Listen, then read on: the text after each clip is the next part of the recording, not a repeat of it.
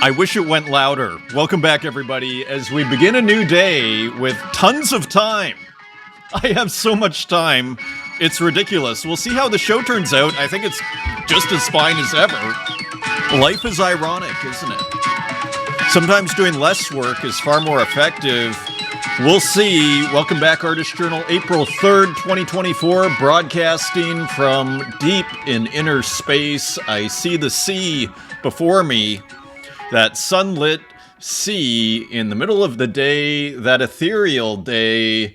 What time of day is that? What do you see? Do you see what I see? So all to say, welcome back. My name's Adrian Pocobelli. And again, the schedule. I am so excited. And the reason why I share, well, first of all, the reason I share this story is, first of all, that is the nature of this. This is a journal. But I think it's a very helpful and illustrative example of how changing the structure, in a sense, the underlying assumptions, the presuppositions of how you go into work can really be, again, to use a cliche, a game changer. I keep coming back to what I call that Copernican revolution, where I was working on paintings for a year, and then all of a sudden I decided, forget it, I'm finishing a work in the next 24 hours, and then I went, kind of like that piece. And my life changed forever. And so it's just an important lesson in terms of life is ironic, right? And you can spend all this time, it's sort of like, they say work smart, right? Doesn't necessarily mean you need to work 18 hours a day on your thing and then it'll be the best. That's not necessarily the case, right? This is a myth, right? Sometimes it's better to actually keep it shorter. For me, I'm having more fun as I prepare this, because then it's just like, I'm kind of back to, again, we're going back to the roots here. This is not a news channel. Therefore, I don't need to make sure I keep up with every little thing. This is a journal. And that's where this started. And interestingly, and again, I share this because I hope maybe it's helpful to other parts of your life as I continue my journey as an artist, because this show, to a certain degree, started encroaching more and more onto the art. And all of a sudden this morning, as well as the other day, when, the last show, which frankly got more of a response on X, let's say, as one metric, than the previous show did. That was an hour and a half, and me putting all this work in, extra work, maybe an hour or two more of work, doesn't necessarily get the same response. And then you have to, so this is important. This is an important kind of lesson here, right? So that's why I share it.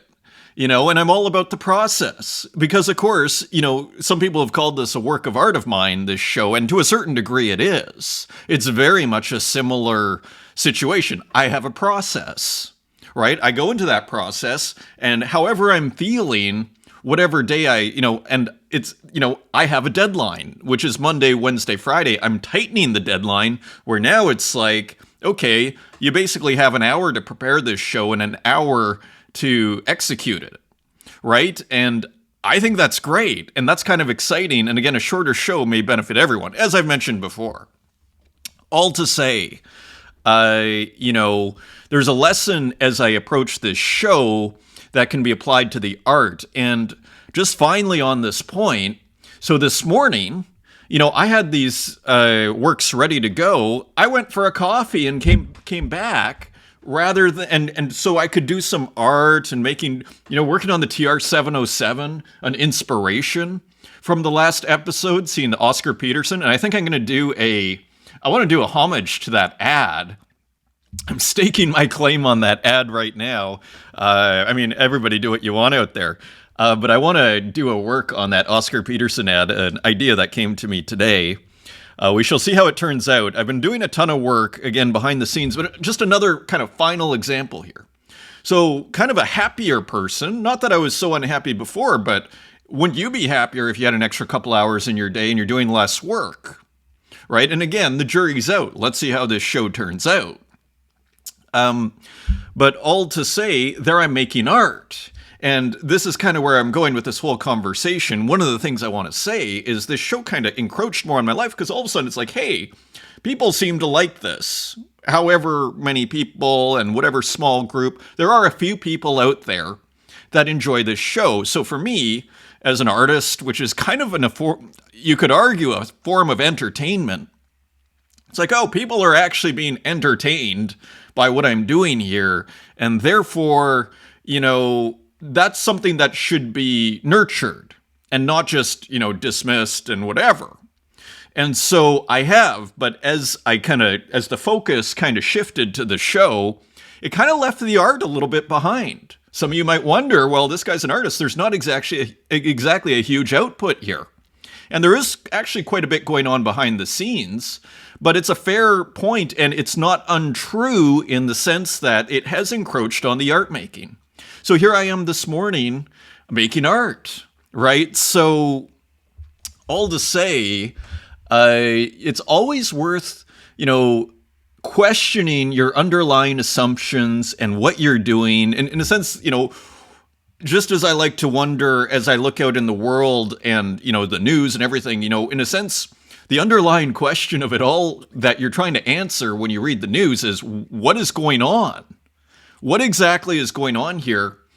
And in a sense, it's important that we do the same with ourselves. Like, what exactly am I doing here? Question your assumptions. Question your presuppositions. It may have a huge impact on how you move forward. And I think I'm saying something that everybody knows, but there's nothing like a real world example to basically kind of make the point. If you watch this show, then you kind of see, oh, okay, maybe there's a couple of errors here and there, but it's basically the same show. One could argue, maybe I like that show better, the last show. So all to say, enough on the meta of the show. Here is Renniefish. Let's get going here before this turns into an hour-and-a-half show and I have to eat all my words. So let's go with Renniefish here. Let's see if I can get the volume. Let's see if I can hit play. And there it is. Look at the gorgeous colors on this work. This beautiful work, I think, on Zora. This beautiful, beautiful work by Renniefish out of China. A psychedelic work, one could argue. These translucent pastels, kind of alien, kind of embryonic, and this very interesting, kind of beautiful audio. Almost sounds like synth, the noise with the LFO, the noise oscillator, if you know your analog synths. And again, this stunningly gorgeous color, and again, this psychedelic pastels is how I would describe this. These are almost the kinds of, pastels you would see on a deep psychedelic experience when you are inside the alien spaceship. So perhaps this is what's happening here. So gorgeous work. Let's see what happened here. Let me just little tiny, I'm almost delighting in these little errors, like the window not being open here. So 47 minted already, and there's Cedar Plank actually singing the praises here. There's Stolka, Jacob, No Hygiene, Guru, Hyena. Our wonderful family here. Our wonderful large digital art family online. So here it is, 47 minted in only 3 days. I mean, that's probably over $100 already. The power of Zora, and just a gorgeous work. So congratulations to Renniefish. Organ Trip. Very interesting title. Again, it kind of looks like embryo, doesn't it? But it also looks like maybe it's the inside of a body. Maybe this is a body. Maybe these are organs here.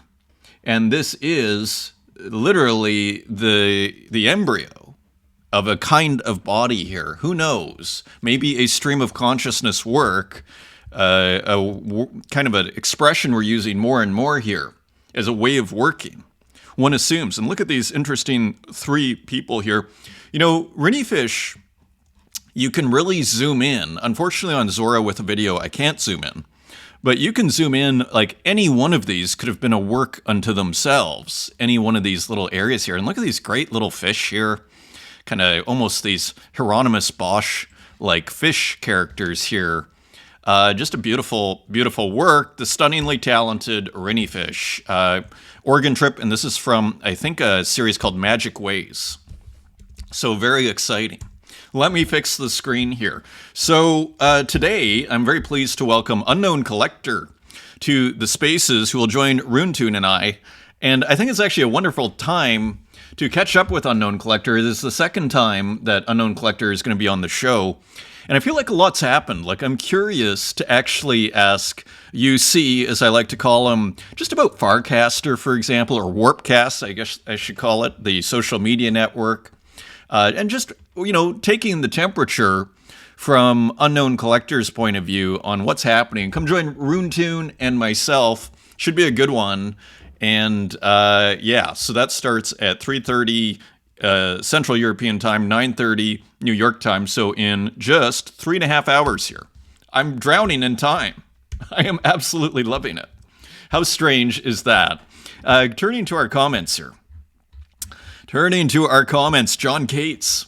We just recorded The Jam is also an ethic from the 1970s analog video art, new media, and digital art communities. So the idea of these histories of how we work with the machines is very important. Very interesting. So we just recorded The Jam is also an ethic from... Right.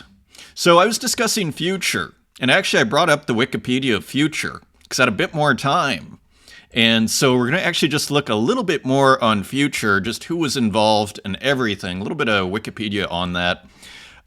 So very interesting. So this kind of improvisation. And what I was mentioning about Future is... who was it? It was Pierre. DJ Pierre was in Future, okay? For those that know their Acid House, and I kind of know it somewhat, but I couldn't list you all the people who were in it. Of course, I've heard of DJ Pierre. Did I know DJ Pierre was in Future? Maybe, kind of, but not really. And this is how they made this historic work, which is seen as kind of a pioneering work that pioneered a whole kind of music paradigm. That is sometimes called Acid House, again, using the TB-303 Roland bassline machine and, mucking around with it. You could argue a glitch technique, using it in ways that were kind of not supposed to be used. You could see it as a kind of glitch, interestingly. And here's John Cates, renowned glitch artist. We just recorded The Jam is also an ethic from 1970s analog video art, new media. I wonder if they still call it that. And digital art communities. So very interesting. This idea of improvisation, what I'm also calling stream of consciousness, right? And everything. So very interesting to hear that, John. All these worlds weirdly are colliding here. PP Universal, great show, Adrian. Thanks for your hard work. You are more than welcome, and thrilled to hear from you as ever, PP. Keep up the great work. John Cates, awesome to see your excitement with the new time limitations and constraints. It's almost like this, right? Like this show, that is basically what I'm doing here. I am just recording this jam, right? And so I am loving it, to be honest. So isn't that interesting? So we'll see where it goes from here. It's kind of back to the roots a little bit. And, and every journey kind of has its purpose that you learn from. But so far, again, I feel like a rebirth of the art side of myself, because all of a sudden, having an extra hour or two in the day can really, add some time to your art making possibilities here. And just one final thing. It can work as a kind of positive feedback loop, because say using the example of this show. So all of a sudden, if I shorten the prep time, that means the show probably isn't going to be as long. That means the file isn't going to be as big, so maybe I don't need to compress it, which takes 20 minutes, which means, maybe I don't need, then uploading it is also shorter. So again, it's like this positive feedback loop. And all of a sudden I'm done and I'm like, wow, this is like how it was when I started. When I started, it was actually 15 to 20 minutes. I remember when it went to half an hour, and that was a big deal, right? We're already at 15 minutes here. I thought we'd maybe even be at half an hour already. Time does fly when we are having fun here. So anyways, indeed, the excitement is palpable, John. Louise, Andre Gamma, amazing video as always. Thank you. Score, also known as Saiko, thank you so much for reviewing the exhibition by Artpoint. Of course, that was, I believe, in Tokyo. A few people told me the screen would be great for the Tezos exhibition. That is hilarious. So, of course, on the column, there was a circular screen, something I see at the mall here. For those in Berlin at Eastside Mall, they have these screens that go around like the columns there. And I was like, maybe it will happen in the future. So kind of perfect for Tezpol, actually, hilariously. So thank you for the comment, Psycho. Merlakos, excellent show. Thank you. And great to see you on Tezos again, Merlakos. Great to see your work. House of the Model, of course, a musician who releases a lot of glitch works kind of as with the music, you could say, on Tezos. Well, I did really enjoy today's broadcast. As I put in a comment, because House of the Model was saying, what a great title of the last show, vintage software like vintage synths question. And I was saying, if there's any show that was for you, it was that show with all of the synth knowledge that House of the Model has. Well, I did really enjoy today's broadcast. The uninformed use of machines, interestingly, is something of a way of life for me. From my Korg MS-20, another classic, and my Panasonic MX-20, I don't know if I know that one. I might have to look that up. There seems to be something consistent or familiar to me in my openness to surprises in the pursuit of an idea or feeling. Maybe this is just how the art life goes across the mediums, from sound to visions and back. It is certainly part of how the glitch art community feels like home. Now, I think, is that everything? Let me just make sure, as we continue to improvise here, let me just make sure we have the full. Sometimes if I make the screen larger, there you go. Thank you. Sometimes if I make the screen larger, then I'll miss some of the comments there. So again, thank you for the awesome comment there, House of the Model. I'm glad you enjoyed it, and thanks for dropping the gear. The kit, as they call it. I believe in England, John Cates' Apple IIe soft spot. Indeed. Indeed. And Rata Yankee first, and just wonderful to hear from you, Rata. And we have a wonderful work by Rata in this show. The pirate ship is done, and it looks fabulous. Something to look forward to, a small preview. Also on Twitter. And again, thank you for the response here. They've been strangling a little bit the reach, and it's still doing, I'm still like, wow, this is still doing pretty good. So I'm kind of excited so again, thank you for the response, everybody, and all the support. A lot of bookmarks there. Metalon, thank you. Ed Marola, love the title. We'll have to wait until tonight to watch. Awesome. And we have a beautiful work by Ed Marola this episode. I'm a Troz. Thank you for the comment. Brain Dead, and we have a moving comment by Brain Dead coming up here. Great to hear from you, Brain Dead. Take care. That really tragic story. We'll see in a second. Denise Sanchez Art, great episode. Congrats. Thank you. And OXDK, that's cool. So important credit here. Thank you for reviewing some of the pieces that I collected. And of course, this sunset is the great work of the great pixel artist RGB0x00, also known as RGB. Quite a few followers there. I take Sun Studio account. So this work here, this pixel art work with the sunset, is actually RGB, just so you know. So thank you for sharing that. Cedar Plank, also known as Dribble Waffle, software with a goodies tab is a great indicator of fun to be had. Coincidentally, I was record shopping last week, and at the checkout counter, Kristen's record, Kristen Roos, who we started the show with, was one of the staff picks of the month. And the title was Universal Synthesizer Interface. So, interesting. The worlds continue to collide here. This interesting comparison between vintage synths and vintage software. And of course, Kristen Roos seems to have a foot in both, interestingly. And I remember now that, Cedar Plank has mentioned that Kristen Roos has some music, I remember it jogs my memory, but I didn't realize that, or I wouldn't have remembered had you not posted this. And here, if you go to the comments, you'll find even a YouTube of some of Kristen's music. I'm a little hesitant to play for copyright reasons, but just a quick little. So, just kind of cool. So I had no idea, indeed. Pixel Lord, these are tasty pixels, referring, of course, to Kristen Roos's brilliant work here.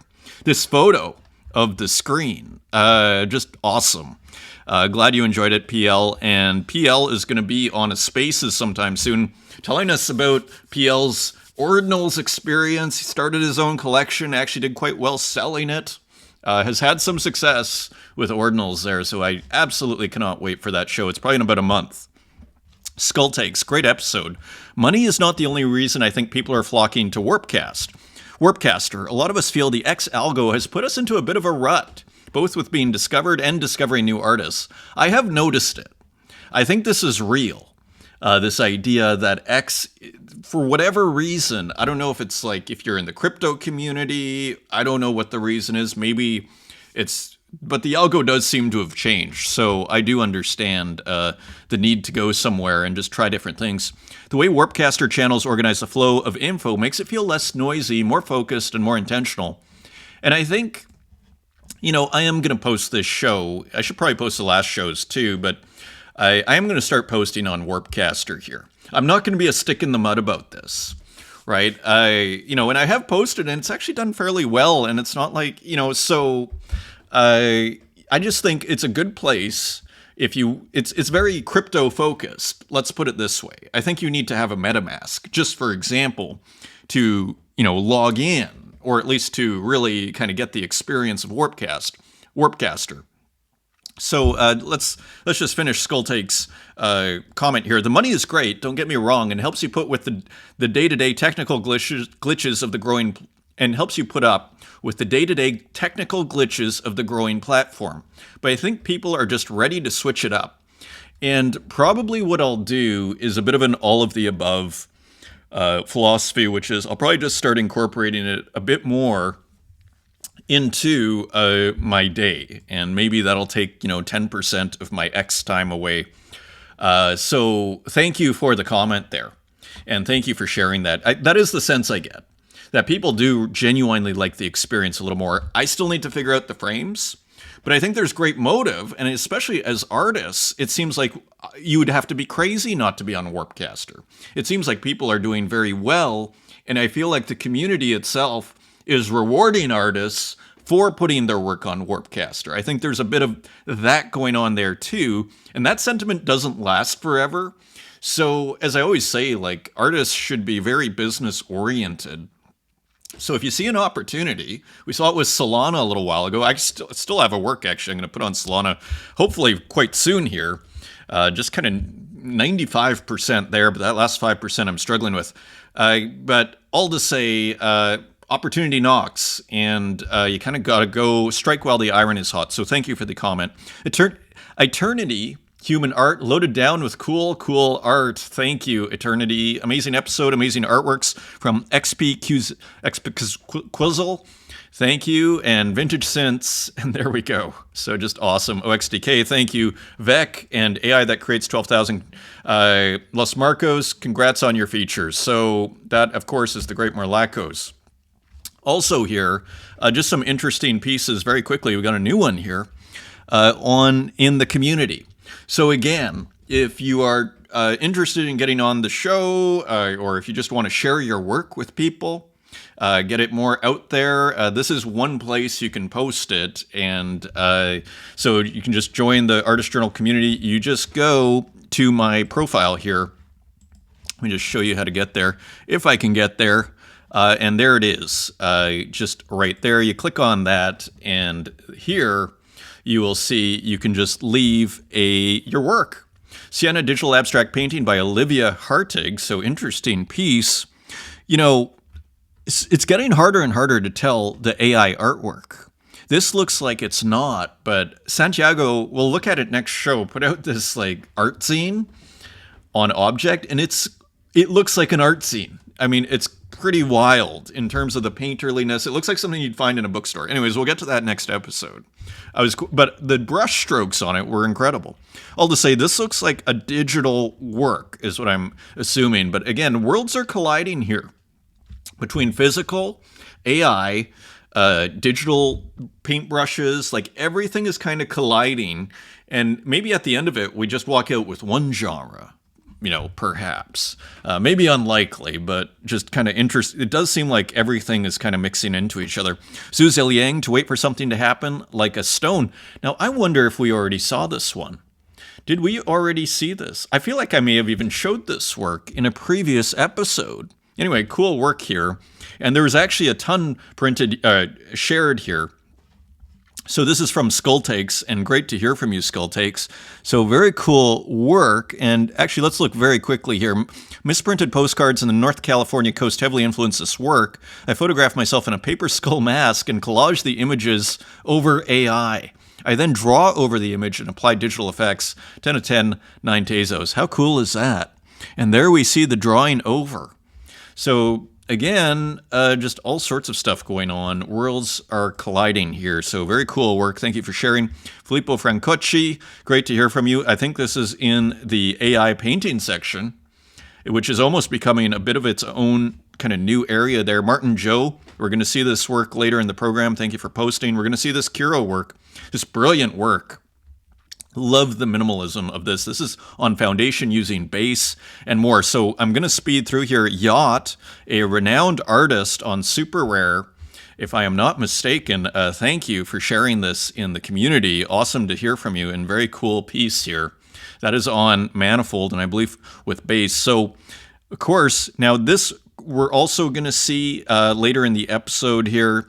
So again, Ernesto Ash, Adobe Firefly AI, interestingly, which I haven't used, and Photomosh, which I believe is a glitch technique, pretty rad. And as you see, and District 468, and actually this will be in the AI section too. So I kind of, pick a few here to come in. As you can see, I mean, what a wonderful community this is, and this one too. So it is, and John Cates, wait till you see the next post here. This is his friend Eva Z Eva here in Taiwan. So this is on Object too. So all to say, Psychofuturist with more awesome work. That last one from yesterday I absolutely loved as well. Okay, Nart, so it's getting pretty busy on here. You can have a show. So we're going to speed through here, but thank you everybody. And we looked at this work here. Thank you, everybody, for sharing your work and this is the best way to do it. Again, if you're trying to, for whatever reason, if you feel you want to join the fun here, post it here, and then I will do what I can to include. And, and it's kind of a ongoing thing. Just because I don't post something one day doesn't mean it, 3 days later or 2 weeks later, all of a sudden one of your works appears out of nowhere. It just gets on my radar, should that be something you're interested in. Rather than the private messages, it's just a better way. I like the transparency of it. So continuing on, Cedar Plank. So we've been following this interesting, fascinating artist for how long now? Maybe a year? The show's been going for a year and 8 months. Let's call it a year and a couple of months. And we've seen the account change from Hasdrubal Waffle to Cedar Plank to Kujib. We have a update here. Addendum. Cedar Plank was my second best account, yet my second worst performing account outside of Kujeb, which remains the best worst title holder. So we wave goodbye to Cedar as Doodle Conduit and welcome back Hasdrubal Waffle for the first of the base mints tonight. So of course, tonight? When was this posted? Let me get my wallet. This was posted yesterday. I'm going to have to go to that website. I had debated whether I should share Waffle's website on the last show, because it was sort of like, if you want to see my works, this is where you go. It's going to disappear. And I thought, should I share this? And I thought, well, just to make this show as awesome as possible, I want this to be on here, because that's like great. If you like Waffle's work, which we do over here, that'll be great content for this show. So all to say, maybe time to reload that website if you are a collector. And there is at the Great Waffles, a portrait of Waffles with the classic kind of mustache, nose, and glasses there. So anyways, let's continue here. Big shout out to John Cates, who just sent me this. This was just posted, which is my interview with Kalo. and where John Cates wrote this beautiful article, Adrian Pocobelli in Glitch Art. And it was quite beautiful to read this. So go check it out. I will try and, you know where I'm going to post it? I'm going to post it in the community here just very quickly. I always say I'm going to post the links in the community, but I never do it. And for people, sometimes people are like, I don't know how to post in the community. This is how you do it. You post here, and then you'll see up here, you can choose to be, if you do it while you're on the Artist Journal page, that's how you post in the community. So you use the same post button, but you just you can decide if you want to be in just the community, where it'll say Artist Journal, or everywhere. Big thanks to John Cates for writing this wonderful piece. So you can read it. Here if you go to the community, and it's really nice and just kind of fun and interesting. So let's put that there and here. And so, yes, I want to put more into the community. And so here, as we continue to build this airplane in midair is what we're doing here. So how wonderful is this? And there it is, published. So let's go back. Oh, we just closed Future here. We can't do that. Okay, so big thank you to John Cates. And there's actually quite a bit of interesting content in here. So again, mentions the community even and everything. So again, just big shout out. And look at this. I think this one might be my favorite. This one, John Cates did different glitches here of a screenshot of the show. This one I found particularly poetic. So again, just big shout out and thank you to John. And here's another one. So that's on John's Patreon. Again, if you want to find the link, just go to the community there. Now, Future. Since we had a little more time, or I had a little more time preparing the show, I wanted to talk about Future, or just get a little bit more background, because I didn't actually know that much. I didn't realize, I kind of vaguely knew, or thought, I knew they were at the start of Acid House, but I didn't really know just how important they were till I saw that Instagram reel of DJ Pierre the other day. And so let's just get a bit of background here. Future is an American house group from Chicago, founded in 1985.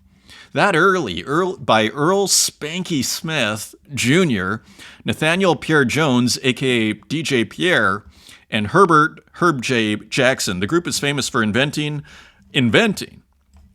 and defining the sound of acid house, a subgenre of house music with their 1987 release, Acid Tracks. So it came out in 87. So they were together for 2 years before they stumbled upon Acid House. Again, by taking the 303 and misusing the 303, the TB303. If you don't know what that is, check last episode. And let's just read a couple more lines here. Future's seminal Acid Tracks is considered to be the first Acid House record and credited for inventing and defining the genre. I didn't know, I feel like I should know this. The 12-minute instrumental composition was released on Trax Records in 1987, and I have heard of Trax. Originally, it was recorded to tape and played by DJ Ron Hardy. I mean, that's how we used to do it. I'm old enough where my first little recordings were put on a tape, even a little mini tape recorder that had a mini disc, and played by DJ Ron Hardy at the Chicago nightclub Music Box, supposedly already in 1985. Its characteristic acid sound was derived utilizing the TB303 bass synthesizer in a very particular way, using tone sequences modulated in real time to produce a certain resonant and squelchy sound, which since then is associated with the genre. The track also, and this was a surprise, and I mentioned this last episode, the track also utilized a Roland TR-707, there it is, and a Roland TR-727 drum machines. So we'll leave it there. But I started, so the work that I was working on today, again, I'm working on this synth series, very kind of pixel art, which I can get very low file sizes, so maybe to put on Bitcoin. I was like, I haven't done the TR-707. The TR-707 doesn't get its due, I would argue, in large, and it sounds great, the bass drum and everything. So I just thought kind of interesting. So I was working on a 707 today, and It's a good looking machine as well. Let's continue on. So that is future, just following up on last episode. Jamie Gurley, just an interesting comment. If there is an antithesis to New York's Metropolitan Museum of Art, also known as the Met, it is probably Solana. Since day one of Verse, and Jamie Gurley, building VerseWorks, an exhibition space for digital art, so maybe one of the founders of Verse, if not the founder. Since day one of Verse, a common concern we've heard from gallery world artists is that doing an NFT is just too risky. Maybe from a political point of view. I always forget just like the animosity towards what we're doing here, which I find bizarre, is just how I would characterize it. Let's continue. The way things work here is not how it's done in the art world. And the stigma is real. Yeah, so interesting. Reputational damage is a legitimate concern. I mean, you know what I thought in the middle of the night when I woke up? And I actually wrote it down. Art is freedom. Like, art is an exercising your freedom. You're not even trapped by your own body, right? You can do anything, right? You're only limited by your imagination. What you're limited to is basically your brain, your eyes, and your arm. As long as that's all working, you're basically good to go, at least on digital. And so it's really an exercise of freedom. So it's quite interesting. When you start running into issues of, I got to be careful about this, you start to lose your freedom to a certain degree. Even as my schedule got tighter and tighter, it's like a loss. That's why I think I'm so happy. It's like I'm reasserting my freedom to a certain degree as I kind of streamline this show a little bit. Right? And it'll probably make a better show. Let's see. Soon, though, nearly 2 years into our journey, we'll be presenting our first major project by a gallery world trailblazer. The artist in question is Tibor Robach. I don't want to say just getting started on Twitter, but, not a huge account, interestingly. Tibor's works are housed, which is common for people from the art scene. Tibor's works are housed in the MoMA, the Met, the Whitney, and numerous other museums worldwide. He is shown with top galleries, and his work has been covered by endless art publications. His career spans more than 100 exhibitions in 23 countries, and he's not even 40. And now he is just releasing an NFT series, but doing so on Solana, with a supply of 4,000. Tibor isn't just getting involved with NFTs, he's jumping in the deep end of shark-infested water with his hands tied together. But, for all of this discussion of how rough and tumble the NFT scene is, it's a heck of a lot friendlier, I would argue, than the contemporary art scene. To generalize, and I know a lot of wonderful people in the contemporary art scene.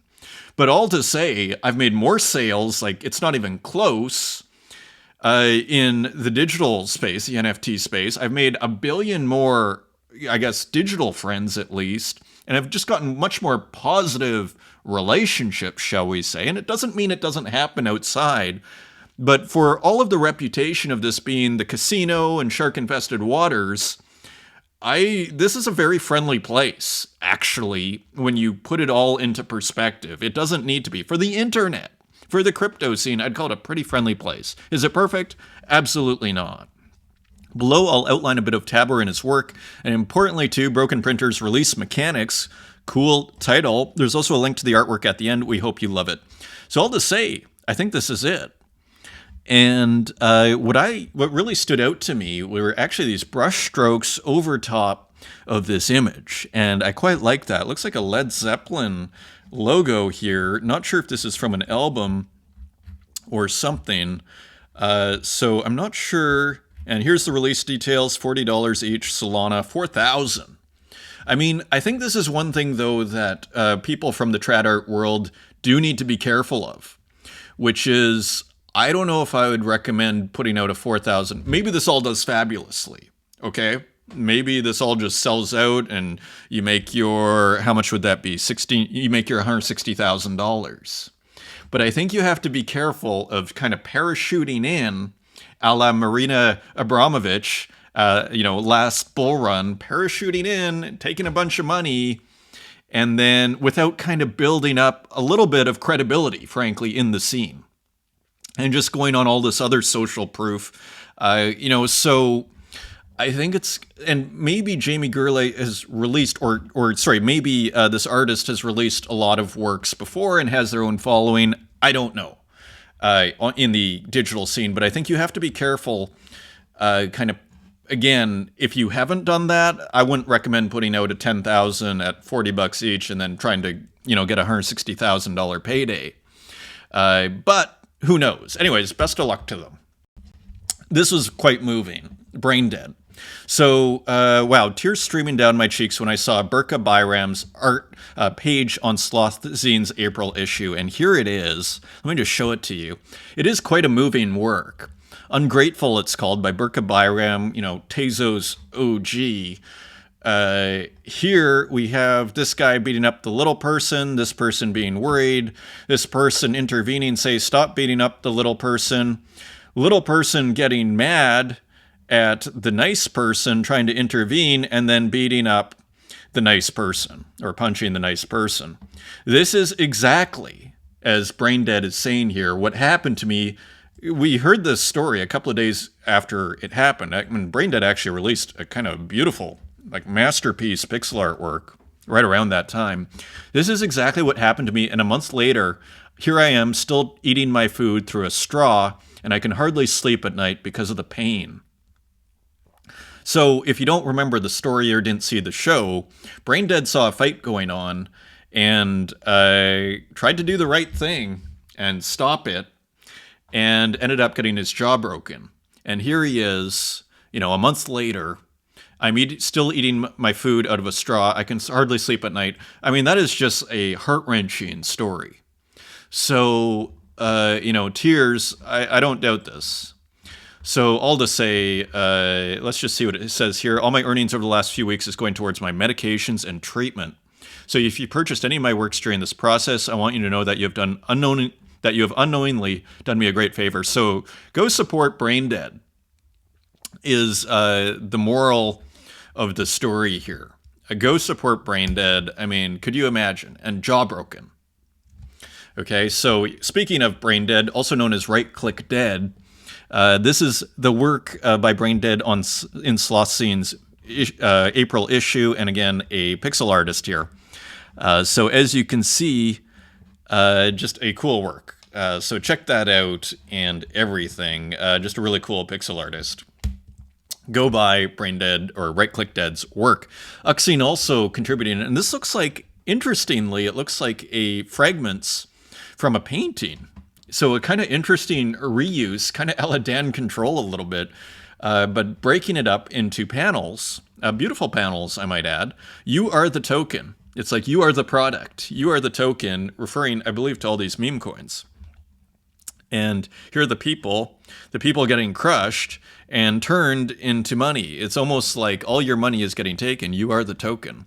Maybe referring to this meme coin season by Uxine. So pretty cool. Uxine, of course, a master of the zine. And of course, I follow Uxine. That is an X glitch. For whatever reason, X sometimes does that. So all to say, check out Sloth Scene. Is it Sloth Scene? Is Sloth. Yeah, at Sloth Scene. That is available now. Demon Ego.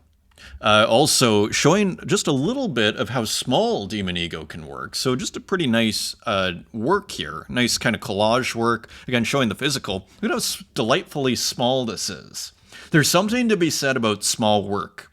I remember seeing a small Warhol that was like this, and as I like to say, Warhol was a great designer of art. Like, he knew how to create that preciousness and excitement and just that je ne sais quoi that makes an art piece feel precious and special. And this just kind of has that. So small can be really fun and precious too.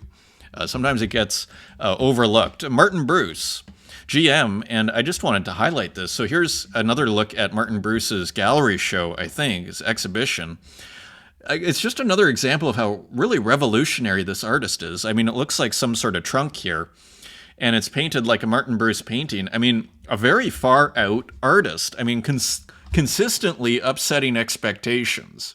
And, the more you consume art, the more art is a part of your daily life, the more you appreciate people who are consistently upsetting expectations. So just beautiful work from Martin Bruce. And you have to look at this. Nov 1914, Movimiento #1, edition of 2. I picked up the second one. Just gorgeous work here. Nov 1914, trying something a little different. And wow, is it working.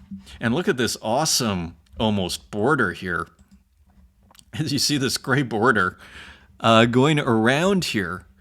And this almost figure made of these really nice circles. So a little bit of a different technique here. A little bit of experimentation, but still recognizably Nov 1914's. I thought the color here too, and this beautiful purple and black. There's a flower and a person. Just what a composition. What a piece. What a piece. We just started the other day with Nov 1914, but the temptation, my friends, was there. Dan Control, Mailman. So here we see Dan Control doing one of his animal works, a massive work here with the gradient tool. And here we see a giraffe, and I really love the background there with just sky, and which makes perfect sense as the giraffe is quite a tall character. And another beautiful addition here. Interesting title. Not sure what that means, Mailman. With the neck so long, I almost struggle to keep eye contact, my friend. So this is 10 Tezos, edition of 20. And one sold so far, and just minted. So that is available on Object. Recollapse. Witnessing soul-stirring moments. And so here, another digital painting. This is 2160 by 2160. Again, a lot of texture in Recollapse's work here, and just kind of a really interesting, kind of has a bit of an expressionistic feel to it, I guess, and real painterly digital textures in this very interesting, again, digital painting. And here, again, digital textures. And so just an interesting piece. A little bit of writing on it, and witnessing soul-stirring moments. And here we almost see these little ants coming out. And again, we see text kind of littered through this work here. So interesting piece, 3 Tezos, edition of 1. Oh, it's at auction. Okay, excellent. So that is at auction for 3 Tezos. Maybe you get a cheap 1 of 1 Recollapse if you get lucky. Mumble Boy with a beautiful work, Salon de Calmar.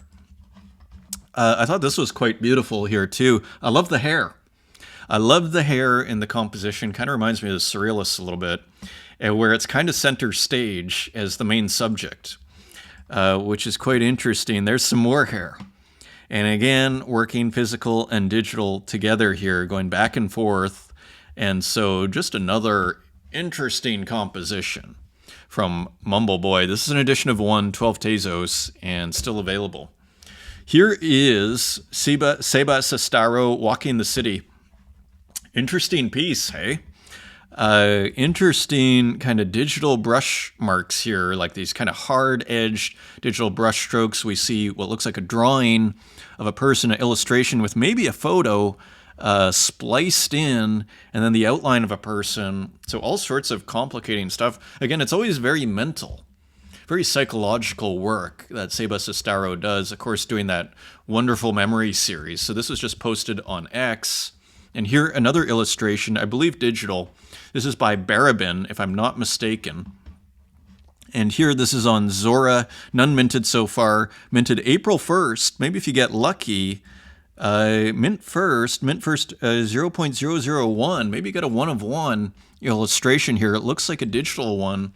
Fugitive. And here is the work. So I assume this is digital. But as you can see here, it's getting harder and harder to tell what is digital and what is physical. I really don't know. I assume this is digital. You know why I'd assume it's digital? Because it's really well done. Like if you did this physically, and it may be physical, that's pretty impressive. Because of course, watercolor, there is no undo. And it may be physical. It's very hard to tell these days. And this is kind of a classic example. Maybe it is physical. I mean, we see what looks like a pencil there. If you have an opinion, feel free to weigh in. If it's digital, it's remarkable in how textured it is, as you see here. So either way, maybe that's physical. I think it is physical now. So interesting. That is on Zora. None minted yet. So you might get a low edition, if not a 1 of 1, if you get lucky. Jake Studios. This is from People of Tezos. So a bunch of People of Tezos works were released. A classic series here on Tezos, and so a self-portrait of Jake Studios, and there's the mustache. So we've seen this character a few times, so now we know this is Jake Studios smoking 4 cigarettes at a time, and these wonderful pixelated clouds here blurred out a little bit, kind of dripping. A beautiful self-portrait. A fitting self-portrait. Both the computers here, only God can judge me. Very cool work. That is 20 Tezos at auction, and maybe it's at 33 now. Very cool work. And just very quickly here, let me just give you a taste. So Mech had a work here, 80 AD. I can't go through all of them, but maybe here we can do just a quick scan here in case some of your favorite artists are doing self-portraits. It is a very cool series, and I think I brought up Ricano there too, because I loved the poetry of Ricano doing himself as a computer. I thought that was brilliant. As a retro computer monitor, I thought that was brilliant. But all sorts of beautiful works here. There's Ex Mortal. So just a ton of work. And I think that's this series. I think we've seen these before. Yes, we've definitely seen the Lily Illo. So heads up, People of Tezos just put out a new, several works, new portraits from People of Tezos. So this is a new work by Ed Marola. Now under the Eduardo Pulitzer, New Pixels, great title. Love it. That could be the name of an exhibition at the Whitney. New Pixels. That is just brilliant title, Ed. Brilliant, brilliant. Top minter. Aw, heck. Right on. Santiago. So people are having fun here. Talking about life. So I brought it up big. It was posted on Twitter.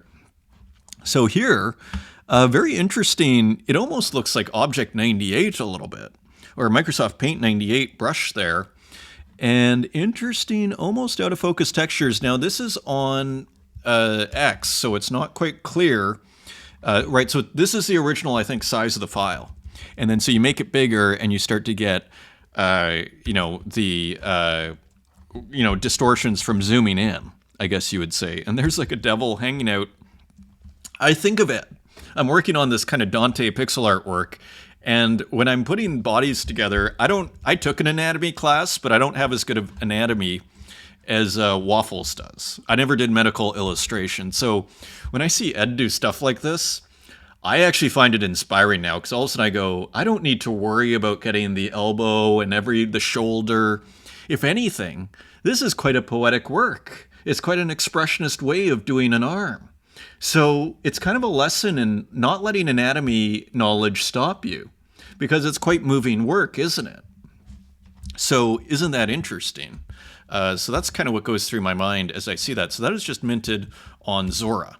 Here's one by Santiago. This is on a small one for Santiago, only 2400 by 1200.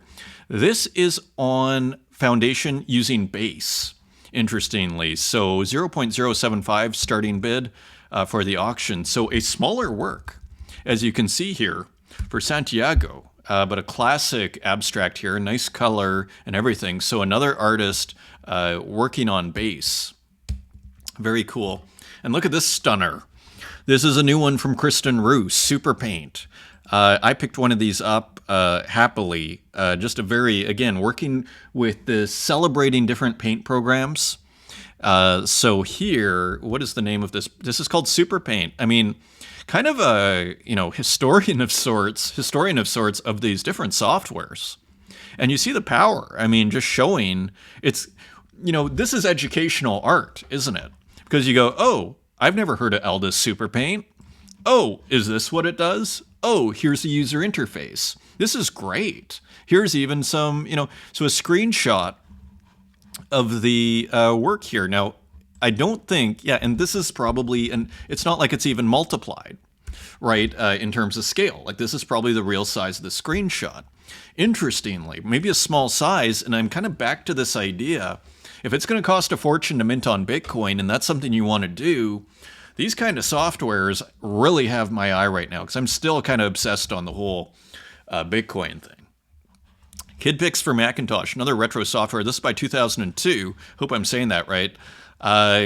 I quite like this. Kind of a interesting piece. It's like abstracted out. It kind of looks like a face, maybe a sun, not sure, planet.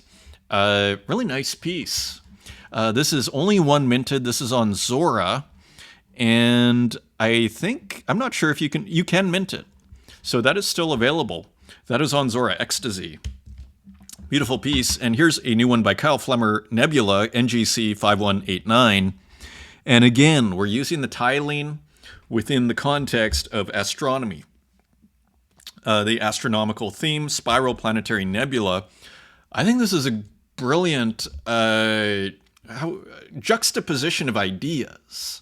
Let's call it that. Like, again, this idea of using the tiling from Aseperite, if I'm not mistaken. I believe that's what we were all discussing a few months ago, right? And I think I learned how to do this from actually Kyle Flemmer and Mech discussing it.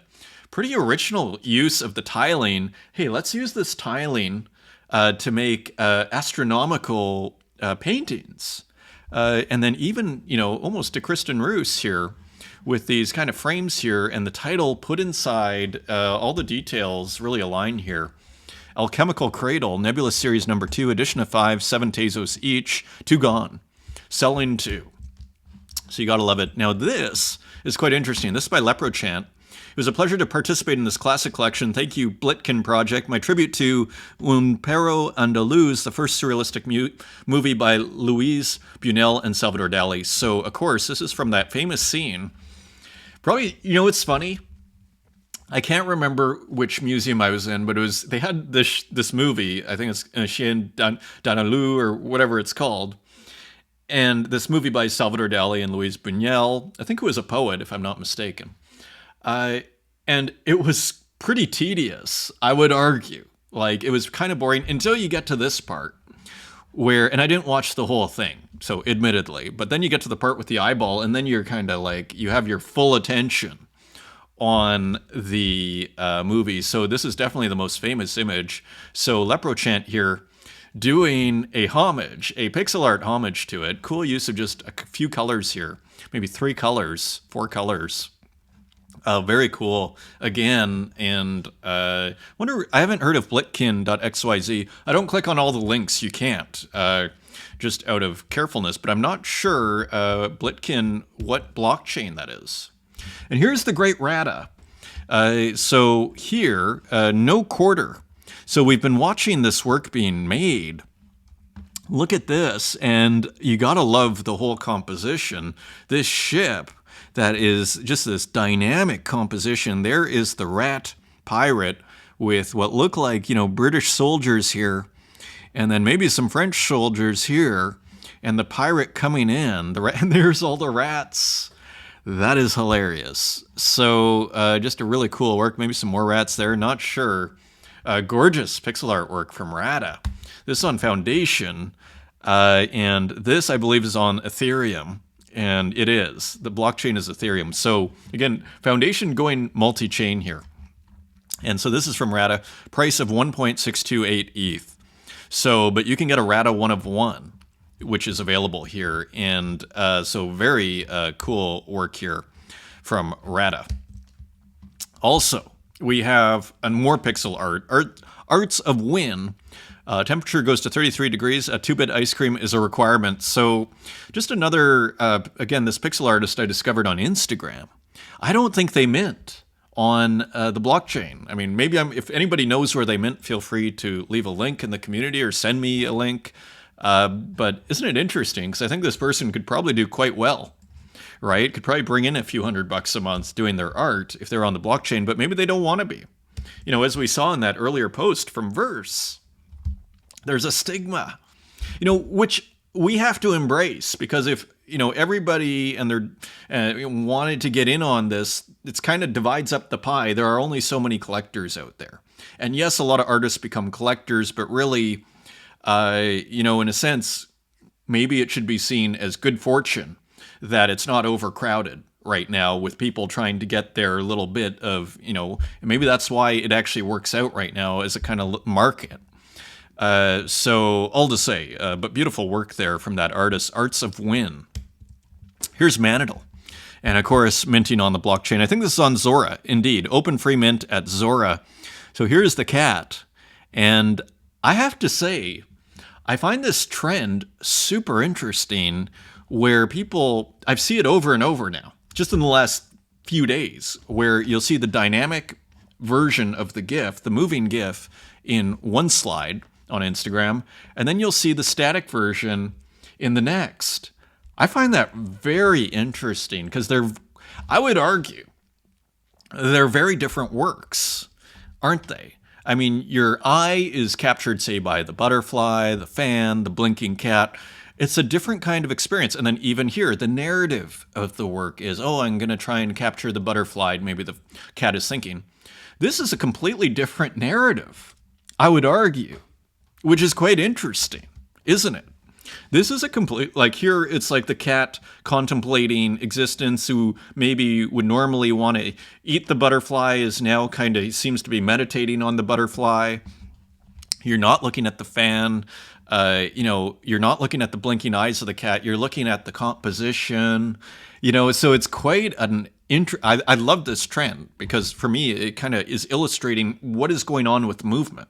And it shows that, if you stop the frame up here with the butterfly up here, that's a different work. Or if you have it where it looks like the cat's going to eat the butterfly, that's a different work. So I just find it interesting. As we try and kind of figure out the underlying mechanics here of what does it mean when a work is moving? It means a lot. Again, I used to be kind of like static works only.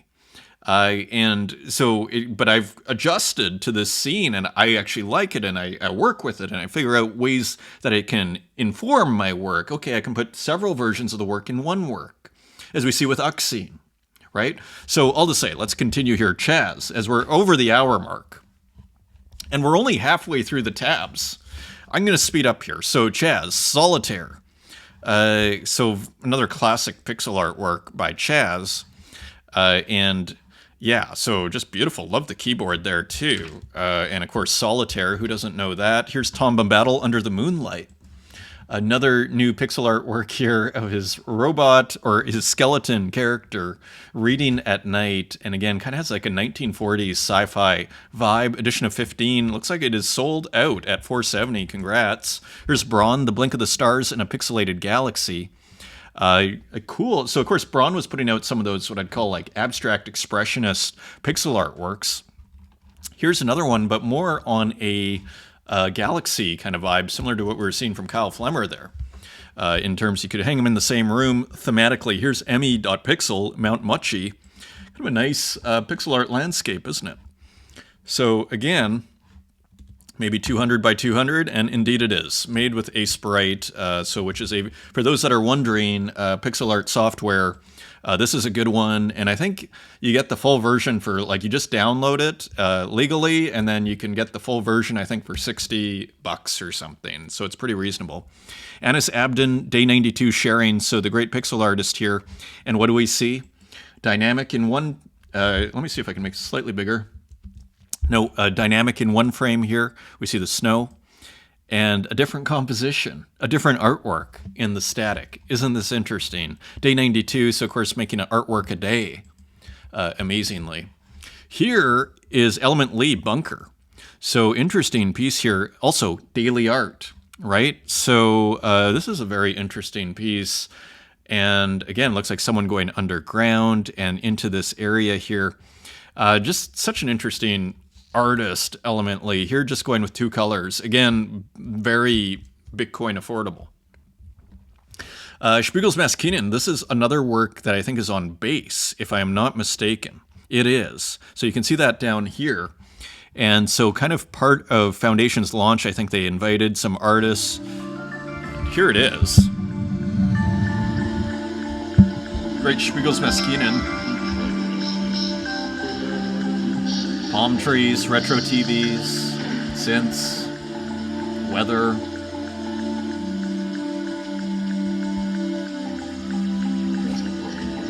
Quite soothing. Beautiful work. How is it doing? Already at a third of an ETH. So above $1,000. Already above $1,000. And it ends in 2 days. Good work, Spiegels. I'm telling you. The Ethereum community seems to have embraced base, which is interesting because, Ethereum was struggling with the fees. And so this is interesting, especially from an art perspective, because this is real money. This is like Ethereum type money, but again, without any of the fees. So if those collectors are moving over to base, and again, another reason to be on Warpcaster, where a lot of that community seems to be as well. So again, worlds are colliding here. Here's Ricano. People of Tezos work the self-portrait of Ricano, and there's Ricano in the screen. I thought this was quite brilliant. So really cool work by Ricano and Ricano's style there. And going for 20 Tezos at auction, Ex-Mortal putting in a bid. Very cool work. Here's Francois Gamma, Motion Hands number 2. A pretty fast work, again, of the person. I don't know if they're walking. Looks like they're just kind of moving through space very slowly, almost like they're doing Tai Chi, moving their hands. Here's another one, kind of different. Op Walk. So a couple of interesting works here by Francois Gamma, as per usual. Kind of different looking. Edition of 30 for 3 Tezos. And here's one by Glitchtown Arcade called 4. Interesting. Kind of a lo-fi glitch ROM, isn't it? Like interesting exporting going on here. And again, the margin is just like an interesting touch too, which changes color, by the way.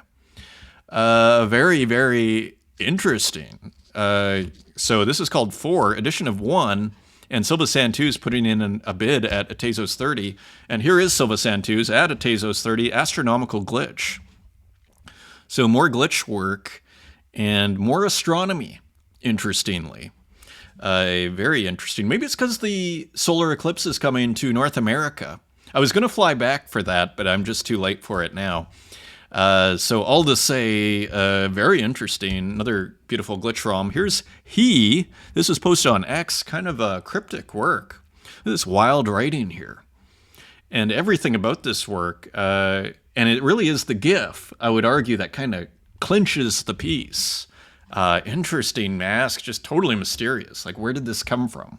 What is this person doing? Nice response here. X is responding well. Here's Rural Idol. Pretty cool work here posted on, and happy birthday to Rural Idol. It's my birthday today, so that was on April 1st. So belated happy birthday to Rural Idol. Interesting piece here. Kind of combining illustration with some of these, just dynamic moving kind of digital, brushes that are kind of, or brush marks that are going kind of cycling through here. Just an interesting piece. So cool work from Rural Idol. Here is Kiro on base. 3 of 100 minted. And so let's see if we can expand it. So nice that you can maximize here on Foundation 2. This is a gorgeous work. This was also kind of elbowing its way to the front of the show. Beautiful, beautiful work. I was, as far as just starting, I was very tempted. I don't know if I think I've started with the Kiro work before. I love the simplicity of this work. There's something just and it's quite beautiful in its color. So beautiful work here from Kiro. Let's speed up. Klaus. This sold composition 181 has kind of a modern art feel to it. Again, I was thinking of Kandinsky with this whole series as far as the titles are concerned. Composition 181, for example. And here it's almost got a bit of a look of this kind of, Kandinsky shapes, Kandinsky-esque shapes, but done with analog video art. Here's another one. Beautiful textures, number 182. Beautiful colors. The pink, the purple, the blue. This is 21 Tezos, edition of 1. And here's number 183, still available for 21 Tezos. And again, more beautiful colors here. Very rich, textured works. Here's Techno Miking. A cool version of a shoe, BW Persian Violet V2.0. So pretty cool, and you almost see the curvature of what looks like the curvature of the screen here, and just reminds you of those internet shopping profile of a Nike Air Max Classic, which is a classic shoe, ASCII and digital glitch. Very cool. And here's Renki. I think we got a couple of works here. Shimosato. So changing it up here. A little bit more texture in this one. This is an edition of 1, not listed. Here's another one, edition of 1, and I don't think this is listed either. And again, you're seeing that little bit of texture in the blue. So keeping on evolving. And here's Ranixtier Ocean Base. This is on base and on foundation as well.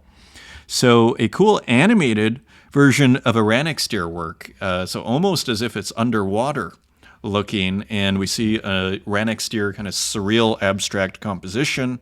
Mint for 0.01 ETH, edition of 20. That is on base. Very cool there. Already 1,100 followers on foundation. Amazing. Martin Joe.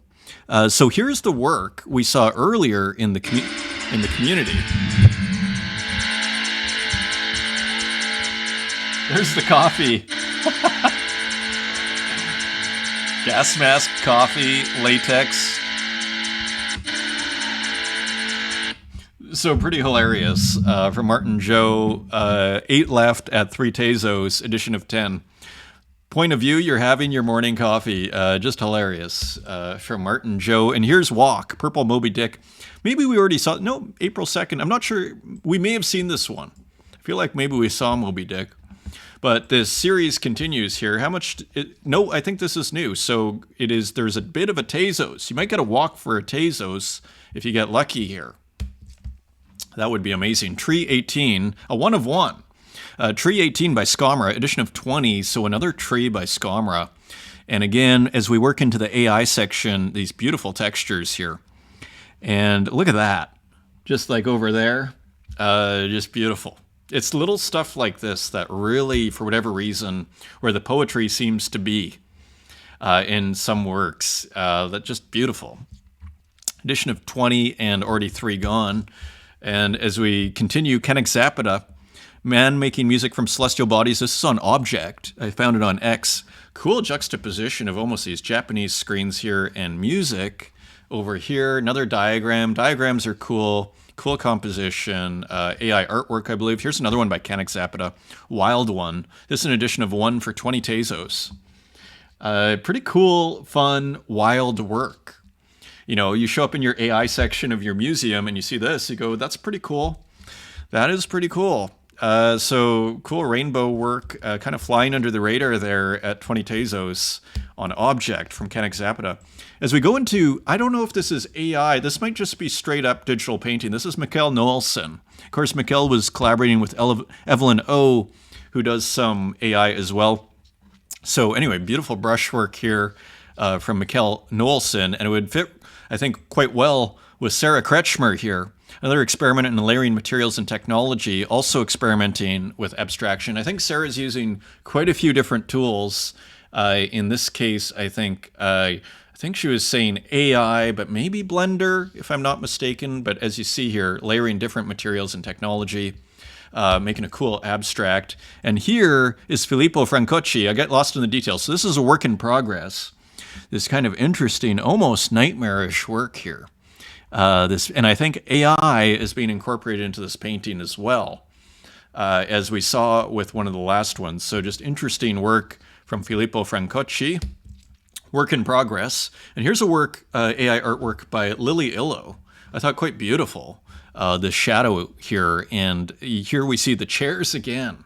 This simple subject with these beautiful, almost like summer shadows of, the trees or looking like grass with shadows or something.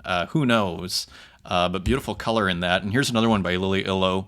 And this is just another cool canvas, I want to call it, from Lily Illo, another AI artwork. And here's Strange Thing. I think Off to New York, and I think this is also on Foundation for Base at 0.02 ETH, 7-day open edition.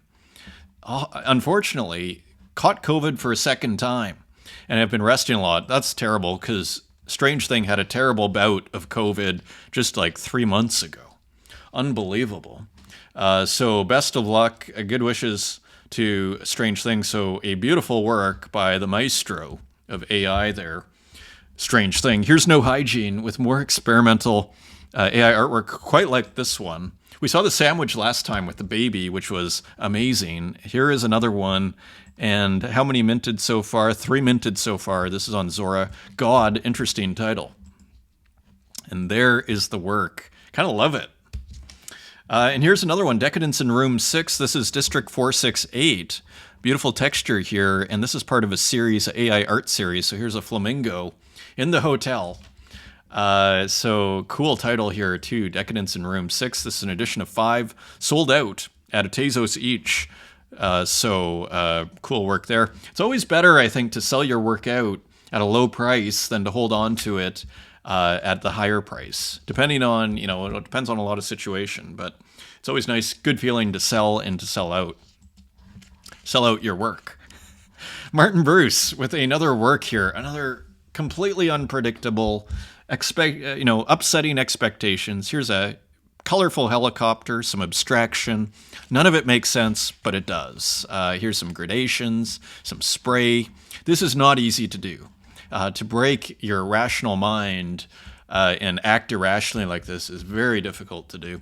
Here's Denise Sanchez, GM Friends, levitating acrylic on paper. So just some beautiful mark making here. Looks like a work. Looks like an abstract work and different kinds of mark making to create contrast. Nice work from Denise. Here's Machine, Tinky Winky Dipsy. So I think Kanye has been in the news here, and I think that is what Machine is riffing off of. Interesting kind of thing here. It's almost like a toy. So maybe a reference I don't understand, but classic Machine here. Interesting scratching within on top of the image there, isn't it? As we move into the physicals, Ken A. Here, excited to share some work, Hexam Gallery for Circles and Squares, alongside some wonderful paintings by Miles Shelton. So this is Ken A. Interesting piece, isn't it? It's almost like Dan Control when you'd go to the edges with the lighter, and you almost have the same thing with the milk crate, just going straight to the edges, distorting it. Dairyland, interesting subject, great painting. Here's Morimoto Studio, and interesting work here of this modern, phone booth, so to speak. And you have the vending machine kind of juxtaposing it with nature, and really well painted, isn't it? And here we see a half finished work. No influencers allowed. So just cool work from this artist here. I think, are they the ones? No, I think this is a different artist. So just interesting work. And here's Bondozo Bandito, Laura Palmer. And Laura Palmer Afterlife. Some more humor here for the Twin Peaks people. There's a portrait of Laura Palmer, and they're in the afterlife. So cool work by Bondozo Bandito. Very prolific here. Pretty nice eyes, by the way. Very nice. And then they're in the afterlife. Cool work. And this is Chrome Void. I'm quite cheesed to announce my new painting, Fake Rat Pepe, will be showing at Frogs Over Fiat this week and on auction. Beautiful work. It looks like a physical. And it's very cool to see these digital meme type sunglasses, pixelated sunglasses in physical. There's something beautiful about that. Beautiful work. And here's Charlie Stein, actually another artist and friend of mine in Berlin, coming across the Instagram. So just cool drawings here, just colored pencils. What does that say? I love you, but I've chosen Neukölln. That is my old neighborhood there in Berlin. So all to say, just cool work from Charlie Stein.